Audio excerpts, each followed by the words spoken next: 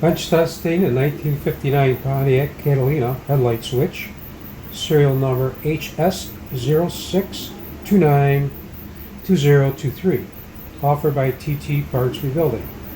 Run-up test. Test number 1, tail and parking light operation. Test number 2, tail and headlight operation. Test number 3, dash lights set low to high. Test number 4, circuit breaker test.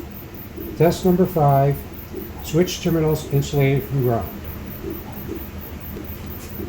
Using a fully charged battery for the run-up test, we'll be boosting the battery with the charger.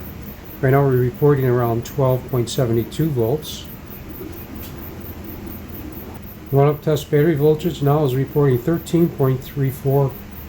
Also going to monitor the temperature of the rheostat.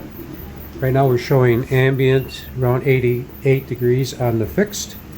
And the portable, we're reporting 89, 88. So they're calibrated. Test number 1, tail and parking light operation. First position, indication of front parking, tail lights, dash lights. I'm going to set those to mid-range.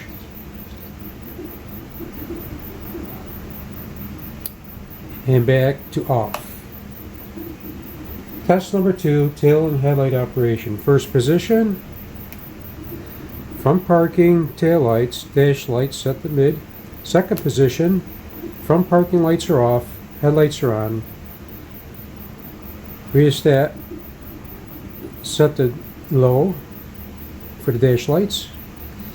And we see a slight increase of rheostat temperature on the fixed digital gauge.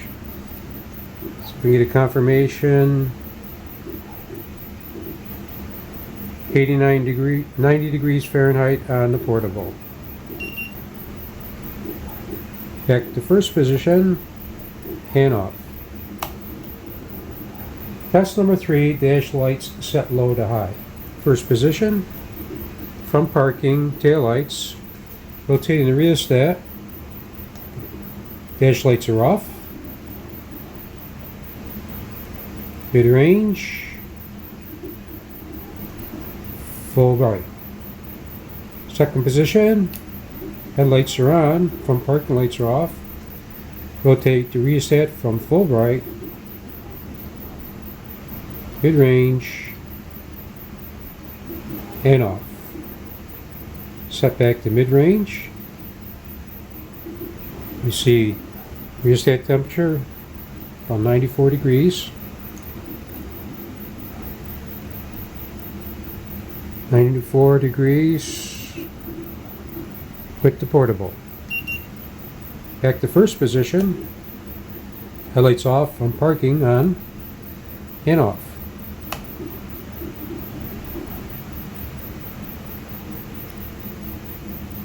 Test number 4, circuit breaker test.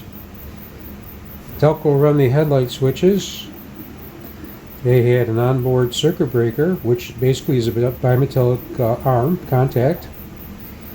In the event there's a short in the vehicle wiring, bimetallic contact arm would expand and break the circuit. To demonstrate that, we're going to put this in first position.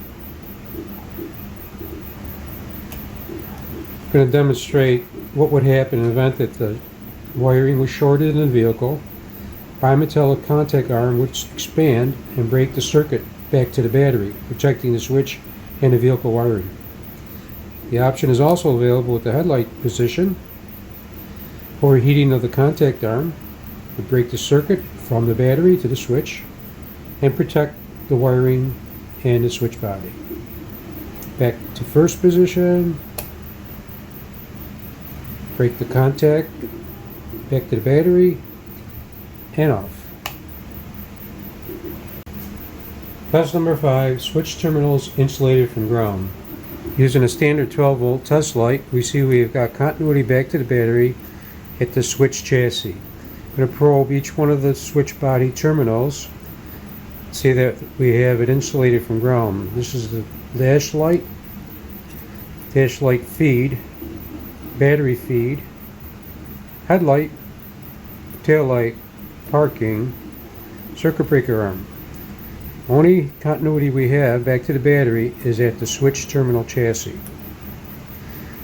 If the switch body terminals were shorted to the ground, this test would show an indication of a light or continuity back to the battery.